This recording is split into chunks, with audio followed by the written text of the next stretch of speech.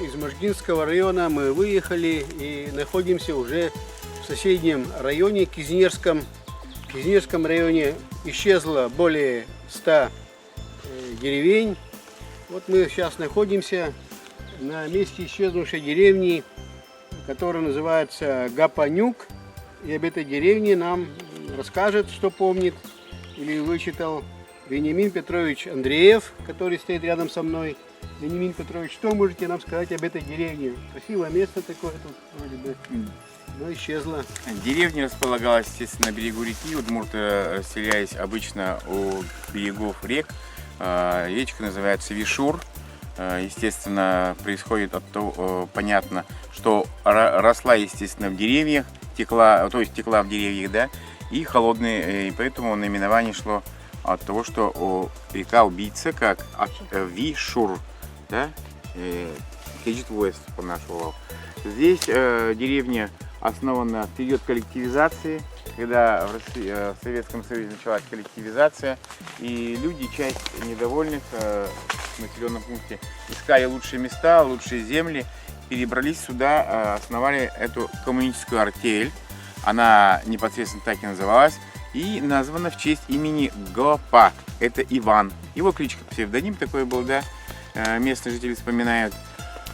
Здесь также вот занимались, кроме того, что у них земледелие было, и вот занимаясь производством угля, отправляли в Ижевск этот уголь. Коммуна не смогла просуществовать долгое время, потому что мы знаем, что труд был обобщисленный, и делилась вся работа, весь труд, результаты на всех поровну, хотя работал каждый не одинаково. Поэтому она буквально уже до войны исчезает, буквально ее промежуток времени существования небольшой. И люди не вынуждены, а переселяются настоящим образом в соседнюю деревню, которая расположена в Гучинь-Бадья, и основывают целую улицу. Улица коммуны. Коммуна Уран. Вот эта улица так и называется. Ну, естественно, период, там было около 20 семей всего лишь, да, основано было. Ну и, естественно, коммунистические артели вынуждены все погибнуть, исчезнуть. Таких артелей у нас было в районе 6 коммун различного вида. Одна вот из небольших коммунистических артелей. Период существования небольшой. Спасибо, Вениамин Петрович. Вот мы сейчас стоим на главной улице, единственной улице исчезнувшей деревни Кадрек. И Вениамин Петрович нам об этом, надеюсь, расскажет что-то интересное. Вениамин Петрович Андреев, он председатель Совета депутатов муниципального образования муниципального округа Кизнерский район. Добрый день. Мы на территории деревни Кадрек, исчезнувшей деревни. Деревня имеет глубокую историю, к сожалению, она сегодня исчезла. Она основана в эпоху Петра I в 1716 году, примерные данные есть. И, естественно, это об этом много говорит. И расцвет, середина уже 19 века, когда по переписи подтверждается, что в этой деревне проживало до 300 человек. Жители, уехавшие на фронт Великой Отечественной войны, тоже есть данные по этой деревне. Единственная огромная, длинная, большая, просторная улица в деревне Кадрек была. Она была единственная, других улиц никогда не было. Хозяйство здесь уже в период Советского Союза свое, сначала отдельным колхозом, затем уже основывается, объединяется с селом Кибья хозяйство, а далее уже объединение идет с колхозом Ленина, где центральная усадьба в деревне Старая Бадья. К сожалению, участь этой деревни, так как и всех остальных деревень исчезнувших, во-первых, отдаленность, во-вторых, естественно, в 1981 году 2 пожара один за другим подкосили деревню, и она, естественно, пошла на убыль и уже прекратила потом свое существование.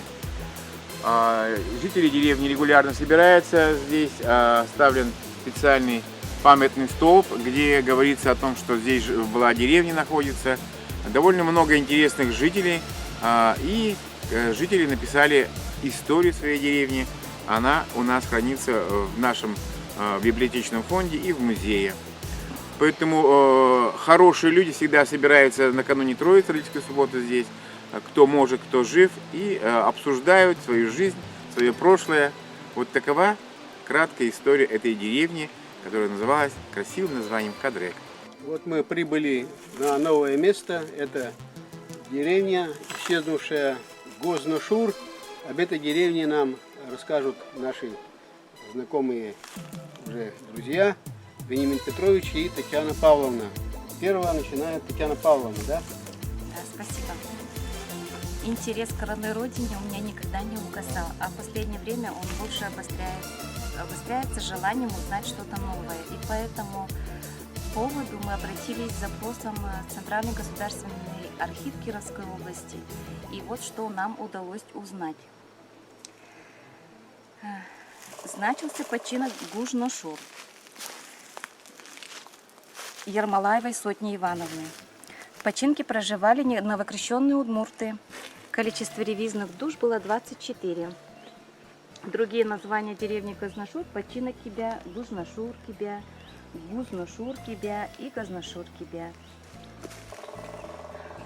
Именно вот здесь вот каждый год, ежегодно мы собираемся с местными жителями, варим кашу, общаемся с жителями, с бывшими, вспоминаем, как мы здесь выросли и как было здесь хорошо. Когда примерно деревня-то исчезла? Какие годы? Ну, опять-таки, вот государственный архив нам говорит о том, что это была середина возникновения деревни, 18 век. Исчезновение? Исчезновение, 2008 год, и последние жители отсюда выехали. Вот, Вениамин я Петрович, продолжу, что дополню, да. Сегодня, хоть и последние жители деревни выехали, но данная деревня в реестре населенных пунктов Удмуртской республики числится, потому что есть хозяйство, которое держит здесь пчел, бывшие жители, есть, хоть и развалины, но прописаны в этих разваленных домах люди, потому что они здесь ведут вот свое хозяйство, пчеловодство. И я думаю, ну, конечно же, сегодня нельзя исключить населенный пункт из реестра населенных пунктов, пока там есть прописаны люди. А так, естественно, деревня имеет богатую историческую свою традицию. 400 лет это для такого населенного пункта это большой срок. И я еще помню эту деревню веселую, задорной, интересной, когда приезжал сюда просто по деловым своим вопросам, когда я работал уже в районе нашем. И, естественно, вспоминается деревня только вот добродушностью удмуртского народа. И жили здесь, естественно, ясачные крестьяне. Они платили налог в пользу государства. Ясачные крестьяне – это те народы, которые были покорены русскими князьями, русскими царями. Они все народы Поволжья и Сибири платили вот ясак налог специальный. Вениамин Петрович, а вот что означает деревня Гозношур? Можете сказать? Ну, и Татьяна Павловна лучше скажет, я все-таки не местный житель. Слово Гозношур вообще на две части можно разделить. Гозы – это веревка, шур – это речка. Вдоль деревни протекает речка, она до сих пор есть. Она настолько была узкой, что казалось, что это веревочка. Гозношур. Интереснейшие названия, удмуртские деревни, они очень такие вписывающиеся в колорит наименований и топонимическое наименование Удмуртской республики. Мы очень долго ехали по бездорожью и, наконец, приехали вот на это место живописное, где стояла когда-то давным-давно деревня Узюк. Об этой деревне нам поведает Вениамин Петрович Андреев. Добрый день, дорогие слушатели. Мы на территории старинной деревни Узюк. Она известна давно. В эпоху Екатерины II была уже информация про эту деревню в 1780 году. Естественно, корнями уходит еще больше вглубь. Основные населенные пункты были основаны здесь начала 18 века, когда шел процесс поэтапного заселения удмуртским населением территории сегодняшней Южной Удмуртии. И эта деревня также была основана в этот период.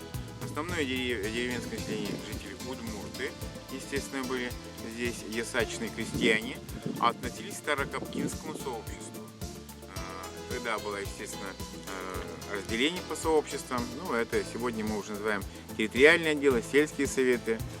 Была своя школа, магазин, жили весело, интересно, дружно. Было немало полей, здесь разделывалось, сеяли хлеб, выращивали, растили своих детей. Деревня своя была расположена довольно-таки далеко, в глубине района, естественно, и, естественно, в период коллективизации еще расцвет шел деревни, но в период уже ближе к распаду Советского Союза деревню подкосили пожары. И где-то в районе, где-то в 1970 году в деревне прошли пожары, которые подкосили жителей, естественно, и народ стал разъезжаться. Последние жители из деревни выехали в 1979 году, а в 1981 году деревня была снята с реестра населенных пунктов Удмуртской республики. Сегодня данный населенный пункт не существующий, но жители всегда собираются, поэтому мы проехали по той узкой дорожке, которая проторена уже после Троицы жителями во всех этих деревнях, которые сегодня исчезли. Троица был одним из основных праздников, и накануне родительская суббота отмечалась, и сегодня жители собираются канун родительской субботы на территории своего населенного пункта, вспоминая своих прапредков. А много здесь домов стояло? Здесь довольно большая деревня была, не одна улица, и жители тоже трудолюбивые жители сельские удмурты жили, платящие налог царскому правительству.